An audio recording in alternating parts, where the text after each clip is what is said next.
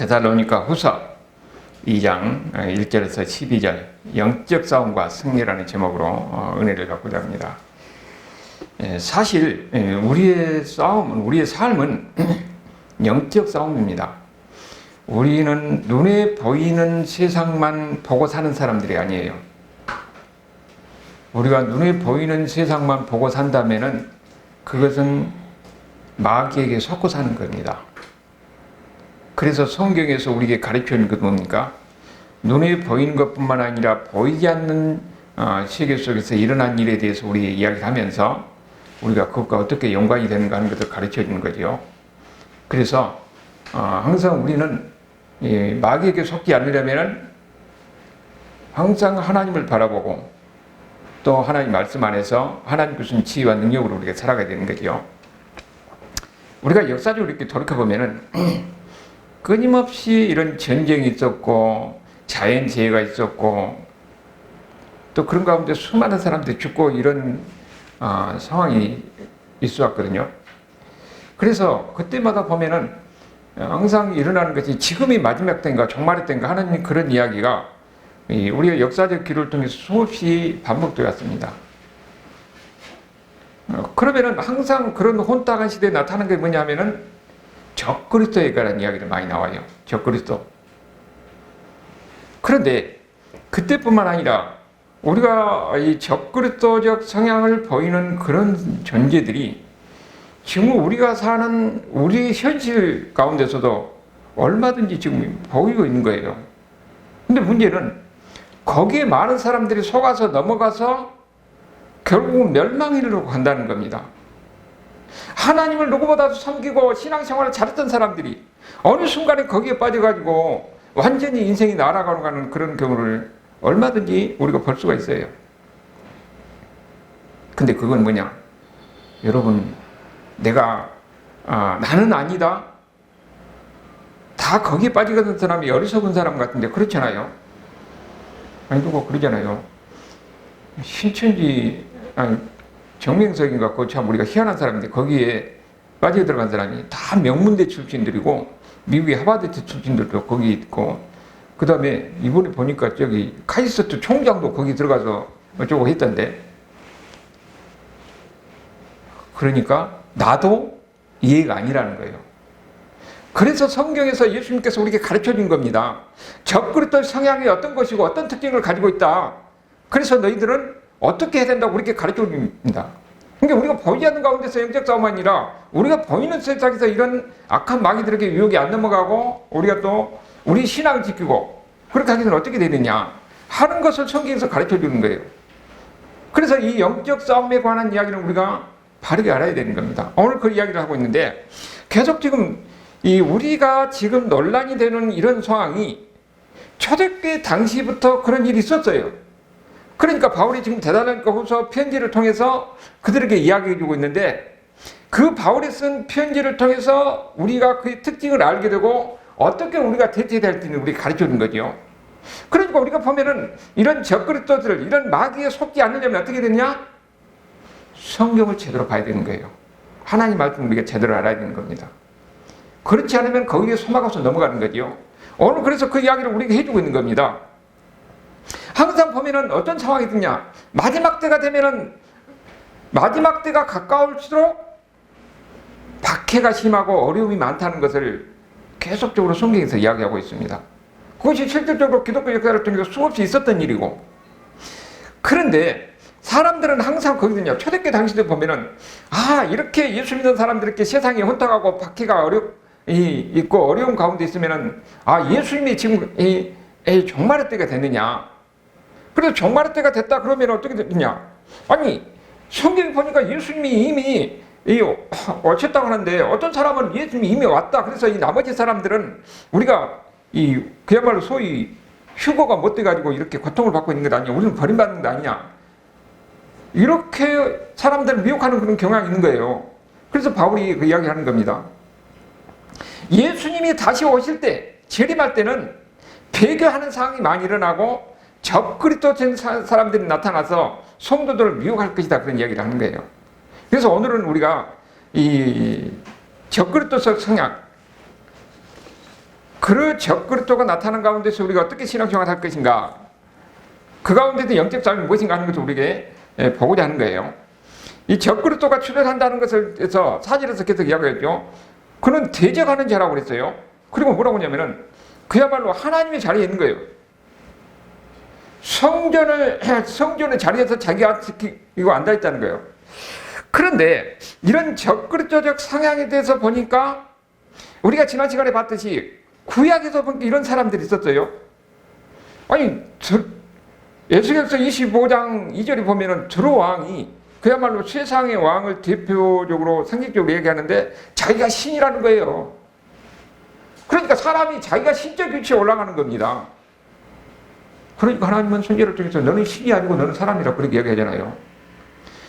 다니엘서도 보면은 완전히 이 하나님의 자리에서 하나님을 더럽히고 이 자리를 더럽히고 하는 이런 일이 나타나는 거예요. 그리고 누부갓네살 같으면 자기가 이게 이 신적인 그런 위치까지 올라가니까 하나님 그걸 어떻게 됩니까? 정신 이상자를 만들었잖아요. 예수님도 보면 마태복음 24장에 보니까 다니엘서 일성에서 거기에 성전을 더럽히는 사람이 가증하게 한 사람이 일어날 것이라는 거예요. 그러니까 이것을 보면 앞으로 이런 일이 있을 것이라는 것을 이야기하는 겁니다. 그리고 오늘 여기 4장에 우리가 데살로니가후서 2장 4절에 보니까 그런 사람이 그야말로 대적하는 자, 하나님을 대적하고 그야말로 성전의 자리에 앉아서 자기가 하나님이라고 하는 이런 사람이 있을 것이라고 이야기하고 있는 겁니다. 근데 그거 다 이어지는 거죠.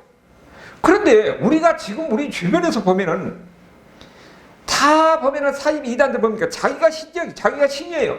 자기가 하나님입니다. 그러니까 이단들을 보면 다 자기가 이 신적인 그런 위치에 있는 사람들이에요. 그리고 자기가 하나님이라고 사람들을 거기에 복종하게 만들고.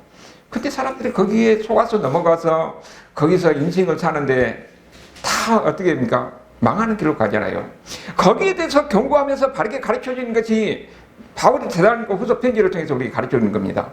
그래서 거기서 우리가 이 마지막 때 되면 세상을 혼탁하고 배교하는 일어나고 이런 적그리스도가 나타나서 이 성도들을 미혹하고 멸망으로 가게 하는데, 그러면 그런 일에 대해서 우리가 보려고 하는 겁니다.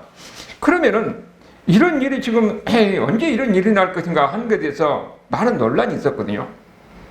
그 첫 번째 보면은 이런 지금 바울이 이런 말은 적그리스도가 나타나서 자기가 하나님의 자리에 앉아서 성도들을 미혹하고 이런 일이 재림 직전에 있을 것이다 하고 그렇게 받아들인 사람들, 우리가 대부분 다 그렇게 믿거든요. 그런데 또 한편으로는 이런 일이 역사적으로 있었다는 거예요. 실제적으로 보면은 예수님께서 마태복음 24장에 보면은 성전을 가증하게 하고 더럽히는 일이 있을 것이다 했는데, 역사적으로 보면 로마의 디도 장군이 예루살렘을 완전히 황폐화시킬 때 그런 일이 있었거든요.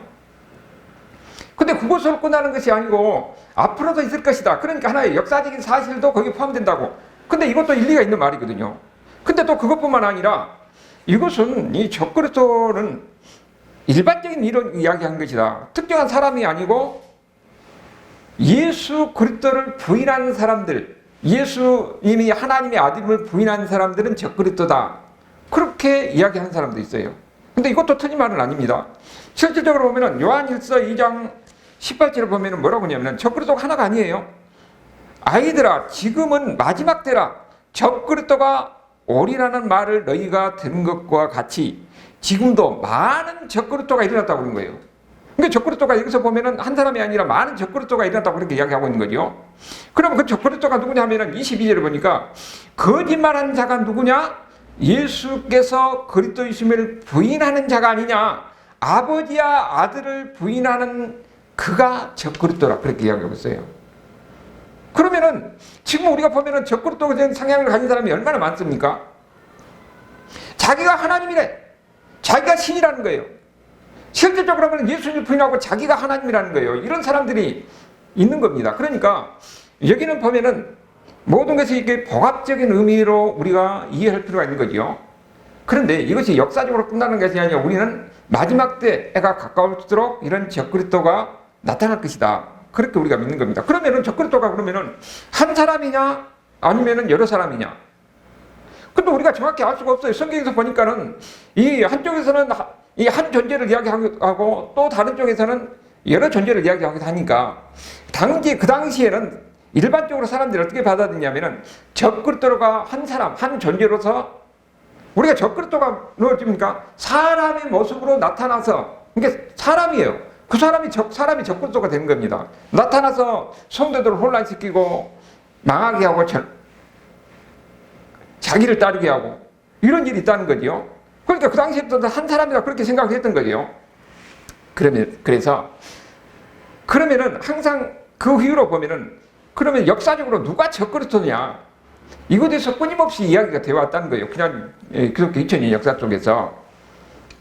그래서 당시에 보면은 이 로마 황제가 기독교를 아주 박해할 때는 로마 황제가 적그리스도다 그렇게 이야기를 많이 해왔고, 로마가 이제 기독교화 되면서 나중에 이제 기독교가 유비적인 적을 많이 침입을 받잖아요. 이방인 침입을 많이 받을 때는 이방인의 그 침략자들이 적그리스도다 그렇게 이야기를 했어요.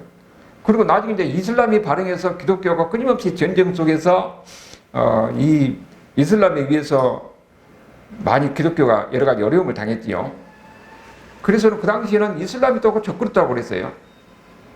근데 최근에는 또 들어와서 지금 스탈린이 적그리스도다, 히틀러가 적그리스도다. 계속 이렇게 누가 적그리스도냐 하고 이야기를 하다가 또 지나갔던 사실이에요. 근데 우리가 지금 보면은 이런 적그리스도적 성향을 사는 자기가 하나님이라고 한 사람들이 보니까 주변에 수많은 사람들이 있는 거예요. 여기에 사람들이 미혹돼가지고 거기에 끌려가는 겁니다. 그러니까 우리가 신앙생활할 때는 나 혼자 신앙생활하면 잘하겠다, 나는 거기 안 빠질까, 그게 아니라는 거예요. 지금 우리 주변에서 너무도 가까이 이런 성향이 있는 사람들이 성도들을 미혹하고 멸망의 길로 빠지게 하려고 하는 끊임없는 이런 영적 싸움이 있는 겁니다. 그래서 우리에게 보면은 누가 적그리스도냐, 적그리스도가 어떤 존재냐. 그럼 오늘 우리가 대단하니까 이제 2장에서 이야기한 것을 통해서 적그리스도의 특징이 무엇인가 하는 것도 우리가 알 필요가 있는 거죠. 그 가르친 대로 우리가 좀 보려고 하는 겁니다. 그러면 적그리스도의 특징에 대해서 이 세 가지를 이야기하고 있는데, 첫 번째가 뭐냐면은 4절에 보니까 뭐라고 했습니까? 그는 되어가는 자라 신이라고 불리는 모든 것과 숭배함을 받는 것에 대항하여 그 위에 자기를 높이고 하나님의 성전 자리를 앉아서 자기를 하나님이라고 내세운다는 거예요. 그게 뭐냐면은 완전히 하나님을 대적하고 자기가 하나님의 자리에 있는 거예요. 자기가 하나님의 자리에 있는 겁니다. 자기가 하나님이라고 그런 거예요. 그런데 여기에 이 말씀을 우리가 가지고 다르게 보는 그런 경우가 있어요. 거의 세대주의라고 하는 건데, 왜 세대주의를 자꾸 이야기를 하냐면은 미국에서 교회에서는 이 침례교회가 주로 세대주의를 많이 믿고 그를 가르쳐요. 성도들이 거기에 영향을 받습니다. 그러니까 여기 세대주의에서 그들이, 우리가 지난번에 이야기했죠. 세대주의였어요. 여기는 뭐냐면은 여기 보니까 자기를 높이고 하나님의 성전에 앉아서 자기를 하나님이라고 한다고 그랬어요. 그러니까 이 사람들은 뭐라고 하냐면, 아니 이 말씀이 이루어지려면은 이스라엘이 회복되고 성전이 회복돼야 된다는 거예요. 그 다음에 이 성전을 더럽히고 자기가 그지 아닌 사람이 있을 것이다, 이렇게 이야기하는 거예요. 이제 그렇게 가르치고 있어요. 근데 우리는 뭐냐면은, 아니 고린도전서 3장에 보면은 너희가 하나님의 성전이라고 했어요.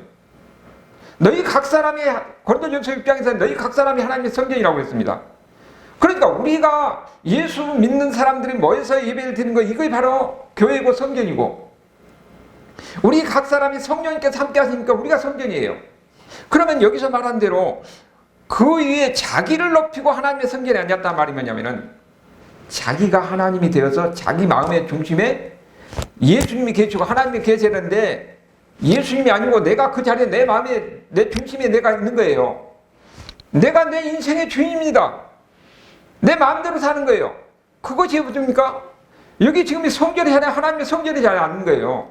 이런 교만한 모습에 있는 것이 결국은 내가 내 인생이 주인이고 내 마음대로 한다고 산다고 하는데, 그것이 뭐냐면은 마귀에게 속고 있는 겁니다. 사단에게 속고 있는 거예요. 이런 일을 보면 끊임없이 우리 가운데서 있는 겁니다.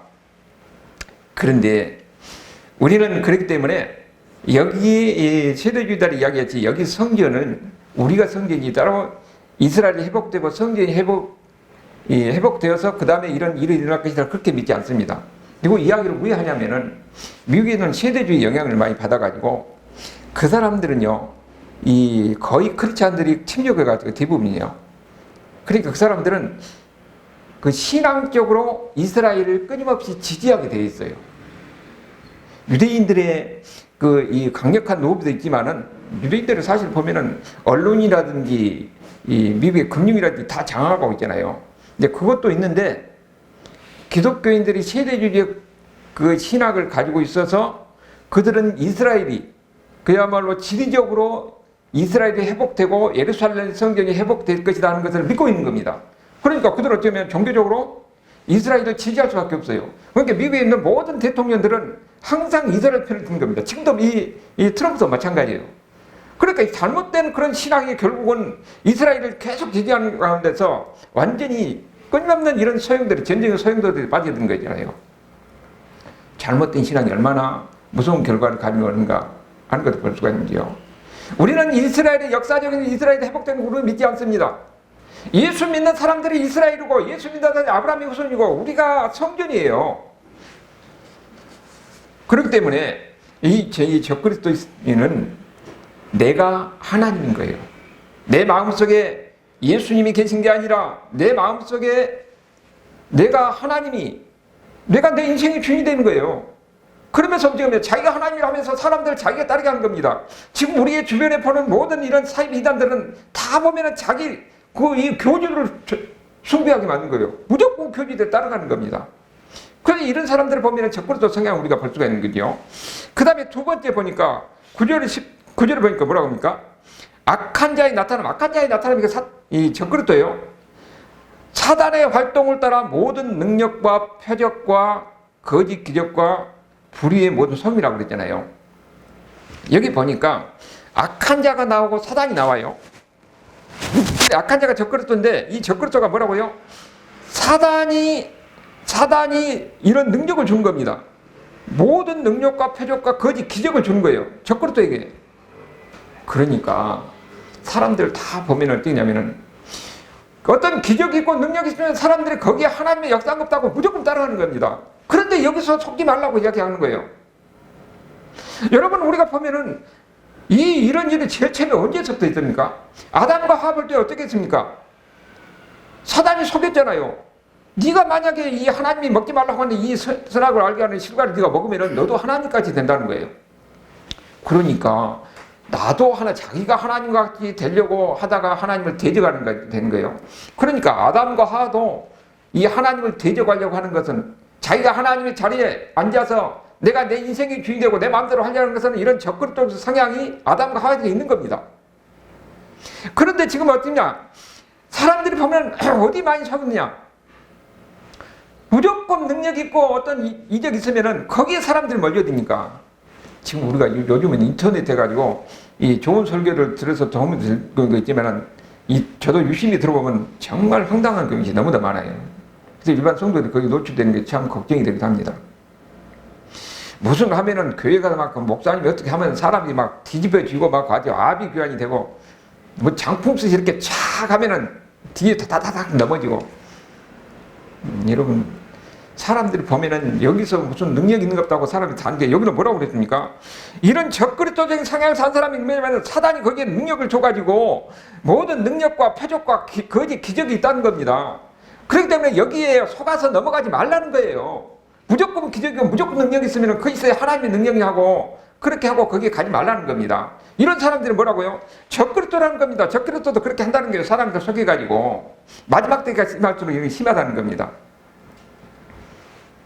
지난번에 옛날에 석한이가 학원에 있을 때에 그 영어 가르친 분이 가만히 보니까는 변 누군가 하는 그 목사가 있어요. 그 이단적 성향이 있는데 그 가르치는 보면은 막 신비적인 걸 많이 가르칩니다. 신비적인 것을. 목사한테 무슨 신비적인 능력인가. 그런데 거기 신도더라고요. 그래서 그 원장한테 이야기를 했지요. 그랬더니 깜짝 놀래가지고 그 사람 나중에 나갔어요. 여러분은 목사 개인을 보고 그 사람에게 무슨 능력이 있다 하고, 근데 그것도 뿐만 또 목사가 또 현란한 또 말을 해가지고 성도들이 거기에 완전히 휘어잡는 그런 경우가 있구나. 근데 가만히 들어보면은 내용은 완전히 사람 완전히 휘어잡는 거예요. 근데 사람들 보면 현란한 말에 아니면 어떤 능력에 거기에 속아서 넘어가는데 그렇게 이야기하고 있습니다. 이런 사람이 뭐라고요? 적그리 또 사단이 거기에 능력을 줘가지고 능력을 행해가지고 사람들을 속여서 자기를 따르게 한다는 겁니다. 이런 일이 있을 것이다 하는 것인데 지금까지 끊임없이 본 게 이런 일이 끊임없이 반복되어 왔어요. 지금도 우리 가운데서 있는 겁니다. 거기에 근데 많은 성도들 거기에 속아서 넘어가고 있다는 거예요. 그래서 그렇게 이런 일이 있으니까 조심하라고 이야기하는 거죠. 그리고 세 번째로 보니까 10절에 뭐라고 하냐면은 모든 불의의 소금으로 멸망하는 자들에게 있으니 이는 그들이 진리의 사랑을 받지 아니하여 구원함을 받지 못합니다. 이 말이 좀 이상하잖아요. 이건 왜 이렇게 되냐면은 그대로 직역을 하니까 이렇게 되는 겁니다. 우리나라 모든 말에 수동태가 없는데 그대로 이렇게 직역을 해놓으니까 여기 말은 뭔 말이냐면 진리를 사랑하지 않는 사람이에요. 진리를 사랑하지 않는 사람은 누굽니까? 복음을 거부한 사람들입니다. 복음을 거부한 사람들은 뭐냐면은 이 사람들을 속여가지고 뭐라고 하는 겁니다. 이 사람들은 복음을 거부한 사람은 구원받지 못하잖아요. 그런데 마귀가 그야말로 사단이 이런 사람들을 속여서 결국은 자기를 쫓게 하는 거예요. 자기를 따르게 하는 겁니다. 지금도 보면요, 여러분 이 이단들은 전혀 성경을 딴소리 하는 것 아니에요. 다 그들도 보면 성경을 가지고 이야기합니다. 그런데 나중에 보면 성경을 이상하게 애곡해요. 요즘 음악에 박진영인가 JYP인가 있잖아요. 대통령 뭐 하고 하던데 그 사람들이 와가지고 강의를 하더라고요. 그래서 이제 호기심에서 유심 봤는데 그 가르치는 게 뭐냐면 유병헌이라고 그 사입이 있어요. 거기 완전히 신도예요. 그걸 가르치는데 일반 성도들은 그냥 넘어가는 거지요. 그러니까 이단들이 말하면 성경을 아주 해박하게 가르칩니다. 그런데 일반 성도들을 구별할 수 없게끔 아주 교묘한 것을 통해서 잘못된 것을 가르쳐서 자기를 따르게 하는 겁니다. 이런 속임수가 있는 거예요. 속임수가. 그러니까 여기서도 그렇게 이야기했잖아요. 사실상 그 사람들은 복음을 받아들인 것 같은데 완전히 거기에 복음을 받아들인 게 아니고 거기에 속임수에 거기 넘어가가지고 거기에 수정하는 겁니다. 자기를 따르게 하는 거예요. 대부분 이단들은 다른 데 못 가게 하고 자기들한테만 배우게 해서 자기를 추종하게 하고 그런 경향이 있는 겁니다. 그런데 여기에 지금 말하는 것이 지금 우리 가운데서 끊임없이 계속되고 있다는 거예요. 바울이 이렇게 이 적그리스도적 성향을 가진 사람이 이런 특징을 가지고 있는데 근데 이런 것이 지금 우리는 어떻게 하냐면은 복합적으로 이런 모습이 나타나요.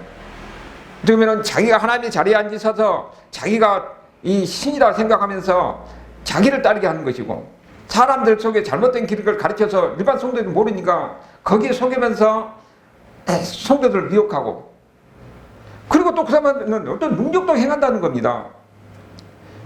여러분 귀신도 능력을 행합니다. 사단도 능력을 행하는 거예요.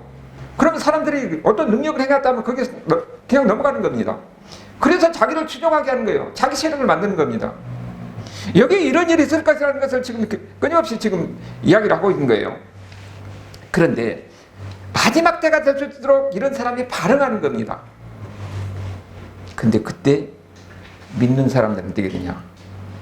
어려움이 따르고 고통이 따릅니다. 그 사람들은 예수 믿는 사람을 집요하게 공격하고 한때 어떤 분이 보니까 이 신천지 있다고 나온 사람인데 그 신천지에서 나오려고 하면은 그야말로 엄청 폭력을 쓰고 그런 모양이에요.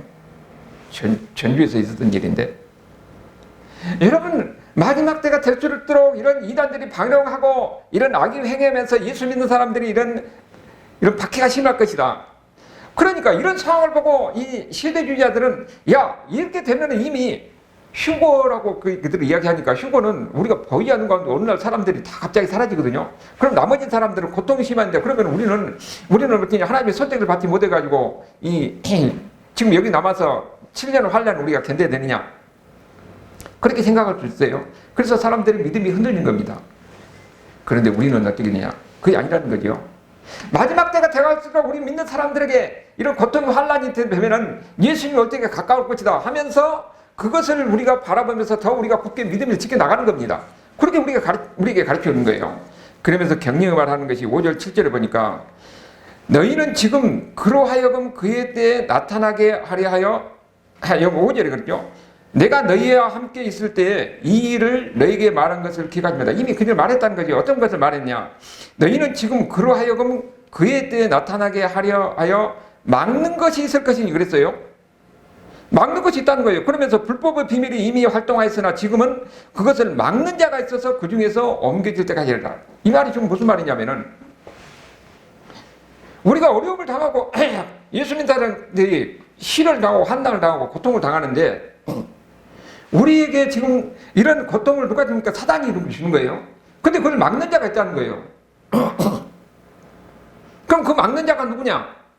막는 자가 누구냐에 대해서 어떤 이 막는 자가 교회다 이야기하기도 하고 성령이다 이야기하고 하는데 우리가 성경에서 보면은 어떤 일이 나오냐면은 다니엘서에 보면은 다니엘서 10장 13절에 보니까 거기 다니엘이 하나님 앞에 기도해서 응답을 받았어요. 그런데 다니엘이 나중에 응답을 받을 때는 거의 21일이 지나서 그 응답을 받잖아요. 그때 이야기하는 겁니다.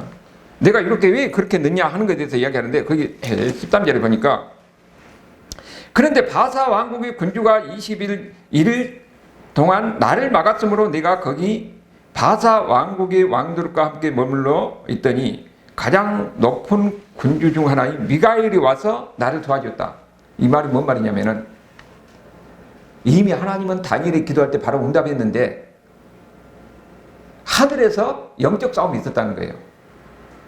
하나님의 응답을 가지고 걸어오는데 거기에 영적 싸움이 있으니까 그 미가엘이 우리의 기쁜 소식을 갖고 온 것은 가브리엘 천사잖아요. 근데 미가엘은 싸움의 천사장이에요. 근데 미가엘이 싸우다가 어떻게 됐냐? 거기서 21일이 걸렸다는 겁니다.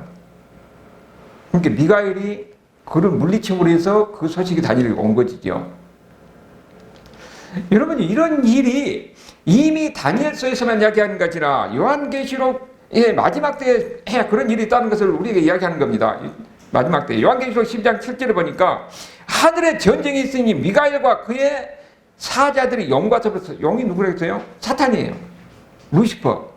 싸울 때 용과 그의 사자들도 싸우고 그래서 그 사탄이 이기지 못해서 결국 구절에 보니까 그들이 쫓겨났다고 이야기하고 있어요.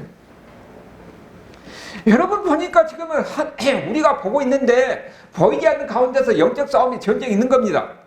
영적 전쟁이 있어서 어떻게 됩니까? 미가엘이 그들을 물리침으로 해서 결국은 하나님의 응답이 있고 하나님의 소식이 있다고 그랬죠. 그러니까 우리가 이 땅에서 있는데 우리가 여러 가지 인생에서 보면은 보이지 않는 가운데 시련이 있고 사고도 있고 고통도 있고 어려움이 있어요. 그런데 이것이 어떻게 되냐? 결국은 우리를 망하게 하고 멸망으로 굴러가게 하는데 보이지 않는 가운데서 미가엘께 싸움이 있어서 영적 싸움에서 그들을 막아주고 있다는 겁니다. 그러니까 우리는 어려움이 있고 고통이 있어서 마지막에 거기에 멸망의 길로 가지 않도록 우리를 지켜주고 있는 거예요. 여러분 우리 보면은 내 마음대로 사는 것 같아 내 마음대로 사는 것이 아니라는 거예요. 보이지 않는 가운데서 영적 싸움 속에서 하나님이 나를 지켜주는데 미가엘 천사장이 우리 악이 결국 우리를 괴롭히기를 하는데 결국은 끝까지 망하지 않도록 하나님이 우리를 지켜준다는 겁니다. 하나님이 어떻게 지켜준다고요? 미가엘 천사를 통해서 이렇게 싸우는 것을 다니엘서도 이야기하고 있지만은 요한계시록에서도 그렇게 이야기하고 있는 거예요. 그러니까 우리는 지금 어떻게 되는 겁니다. 그걸 알아야 되는 거예요. 그래서 우리는 기도하는 것을 통해서 항상 이런 영적 싸움, 영적 전쟁 가운데 있는 겁니다. 그러니까 보면은 우리는 내 마음대로 하고 내가 이 생각대로 이렇게 사는 것은 마귀에게 속고 사는 겁니다. 우리는 보이지 않는 이런 영적 전쟁, 영적 싸움 가운데 있다는 것을 우리가 인식하고 살아야 되는 거예요. 그래서 우리가 결국은 망하지 않고 끝까지 구원을 받아서 천국까지 갈 수가 있는 거예요. 우리가 신앙을 지키는 거예요. 내가 신앙을 지킨다? 하나님이 지키지 않으면 우리 신앙을 지킬 수가 없는 겁니다. 그것을 어떻게 이야기할 수 있냐? 11절, 12절 보면은 우리가 대단히고서 이거 보세요. 이러므로 하나님이 미혹의 역사를 그들에게 보내사 거짓 것을 믿게 하심은 진리를 믿지 않고 불의를 쫓아 하는 모든 자들로 하여금 심판을 받게 하려 합니다. 이 말이 좀 무슨 말이겠어요? 이해가 잘 안 되는 말이에요. 아니, 하나님이 미혹의 역사를 보내서 그들을 어떻게 됩니까? 다 거짓 것을 믿게 해서 그들이 구원받지 못하게 한다는 거예요. 아니, 복음을 전해주고 한 사람이라도 다 예수 믿어서 천국 가게 하는 것이 목적인데, 아니, 미혹의 역사를 보내가지고 그들이 거짓에 홀려서서 예수 못 믿게 한다는 겁니다. 어떻게 이런 일이 있을 수가 있습니까? 이것이 신비입니다. 우리가 믿는다고 할 때에 믿는 것은 복음을 거부하는 그런 마음과 하나님이 그 사람을 믿지 못하게 하는 그런 역사가 동전의 양면과 같은 그런 신비예요. 그걸 우리가 이해하려면 어떻게, 어디서 쉽게 이해할 수 있냐면은 출애굽기에 보면은 10가지 재앙이 나오잖아요. 10가지 재앙이 나오는데 처음에 바로가 어떻게 됩니까? 바로가 마음이 완악해서 이스라엘 백성들을 안 보내니까 10가지 재앙이 임해가지고 그들이 다 결국은 하나님이 물지르고 나중에 버렸다 그렇게 나오죠. 그 뒤에는 또 뭐라고 나오냐면은 하나님이 바로 마음을 완악하게 했다고 나옵니다. 하나님이 바로 마음을 완악하게 해가지고 10가지 재앙을 통해서 요 하나님이 어떤 것을 보여줬다는 거예요. 그러면은 앞에서는 바로가 자기가 마음이 완악해서 안 보냈는데 그 뒤편에 가니까 하나님이 바로 마음을 완악해 해가지고 못 보내겠다는 거예요. 여기에 보니까 이 하나님의 뜻과 인간의 뜻에 참 신비로운 면이 있는 겁니다. 여기서 만나는 지점이에요. 그럼 우리 신앙도 마찬가지입니다. 여러분, 내가 보면 내가 이 교회를 나가고 내가 의지해서 내가 자유로 예수 믿고 신앙생활 같은데 다른 한편으로는 하나님이 여러분의 마음을 열어서 예수 믿게 하는 겁니다. 하나님이 여러분의 마음을 열어서 예수 믿게 하지 않으면은 여러분이 아무리 해도 신앙생활 할 수가 없는 거예요. 그러니까 이번에 우리가 주변에서 보면은 저 사람은 사람이 참 괜찮은데 왜 예수 안 믿을까? 그 대답은 여기가 있습니다. 하나님이 그 사람을 마음을 열어줘야 돼요. 여러분은 누구예요? 하나님이 여러분의 마음을 열어준 사람이에요. 하나님이 여러분에게 간섭하셔서 회개해서 하나님께 돌아오죠. 여러분이 회개도요 아무나 할 수 있는 건 아닙니다. 하나님의 은혜가 아니면 회개할 수가 없어요. 이런 사실을 우리가 항상 마음에 두고 있어야 돼요. 그러면서 뭐라고 하냐면 이 8절을 보니까 그때 불법한 자가 나타나더니 주 예수께서 그의 입의 기운으로, 입의 기운이니까 성령이네요. 성령이 그를 죽이고 강림하여 나타나심으로 패하시라. 누구를? 적그리스도를, 사탄을, 마귀를. 여러분, 그러면 우리에게 지금 무기는 뭐냐면은 그 예수님의 입의 기운으로 나타나는 하나님의 말씀이에요. 그리고 그 성령입니다. 말씀을 통해서 역사하신 성령을 통해서 결국은 성령의 능력으로 이 적그리스도를 물리치고 사단을 물리칠 수가 있는 겁니다. 그럼 우리에게 지금 우리 신앙에 이게 이 미혹에 넘어가지 않으려면 어떻게 됩니까? 하나님의 말씀에 굳게 서야 돼요. 그 말씀을 우리가 기도하는 가운데 말씀이 그의 능력으로 나타납니다. 말씀이 능력으로 나타나서 이런 적그리스도들, 사단들, 마귀들 물리칠 수가 있는 겁니다. 그리고 우리 인생 속에서는 수없이 많은 이런 고난이 있어요. 사업에 어려움이 있을 수도 있고 자녀관계에서 어려움이 있을 수도 있고 수많은 어려움이 있는데 여기에 대한 해답은 여러분 우리가 눈에 보이는 게 아니라 보이지 않는 영적 싸움이 있다는 걸 알아야 돼요. 그러면서 우리가 이 해결할 수 있는 것은 내 의지대로 내 생각대로 하는 것이 아니고 하나님의 도움이 있어야 된다는 거예요. 그 무기가 뭐라고요? 하나님 말씀입니다. 성령이에요. 이게 기도하는 가운데서 말씀을 알아야 되고 기도하는 가운데 성령의 도우심을 통해서 이런 물리침 가운데 그러니까 해결은 하나님께 있는 겁니다. 그래서 자녀가 잘 되는 거 우리가 이 바른 길로 가게 안 넘어지고 바른 길로 갈 수 있는 길은 우리가 끊임없는 기도하고 말씀 안에서 여기 붙들고 가는 겁니다. 그러면은 마지막 천국할 그날까지 하나님께서 나를 사랑하시고 나를 인도하시고 하나님이 어떻게 나를 사랑하시고 여기까지 인도하시는 것을 알게 되는 거예요. 그런 은혜 가운데 살아가는 저와 여러분 삶이 될 수 있기를 주님의 이름으로 축원합니다. 아멘.